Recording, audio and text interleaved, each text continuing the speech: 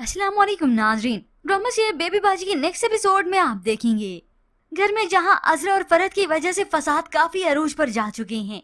ऐसे में सभी जज्बाती हुए मगर माँ बाप को तो अंदर ही अंदर से ये दुख खाए चला जाता है। आज जब सदीकी साहब नमाज के लिए जाने लगे तो अपनी बीवी से कहते हैं कि तुमने सारी जिंदगी हिम्मत से काम लिया है, आइंदा भी हिम्मत मत हारना। ये सुनकर हमेशा की तरह उनकी बीवी तसल्ली देती है, मगर आज सदीकी साहब ऐसी बातें कर रहे हैं कि ताजुब होता है। और फिर मस्जिद की तरफ जाते जाते वो वलीद से भी कह गए, तुम्हारी माँ जो है ना वो तुम्हारी जिम्मेदारी है, अगर उसका बोझ तुम पर पड़ जाए तो घबराना मत।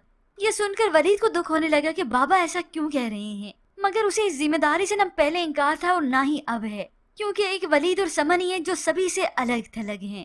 और वलीद को वैसे भी अपनी वालदा की जिम्मेदारी से कभी इंकार नहीं, और ना ही वलीद की होने वाली बीवी जो कि समन है उसे इंकार होगा। एक यही तो होंगे जो बेबी बाजी को संभालेंगे, पूरी औलाद मुंह मोड़ जाएगी।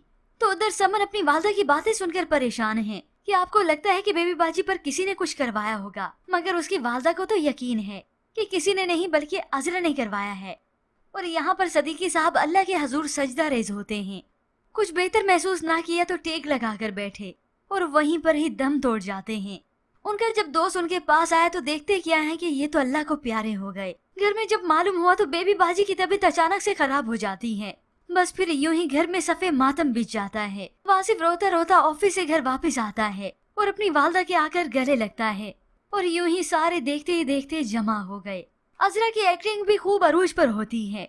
अब ऐसे में बेबी बाजी न कुछ बोल रही है न कुछ कहती है। अब ऐसे दुखी वक्त में अस्मा अपनी सास को संभालती है, और बाकी रही औलाद की बात वो तो वक्ती तौर पर जज्बाती है। वक्त आने पर सभी ने अलग ही हो जाना है, बल्कि वक्त के आने पर वक्त तो आ गया, और अलग भी कौन होगा, यही फरहत और वासिफ।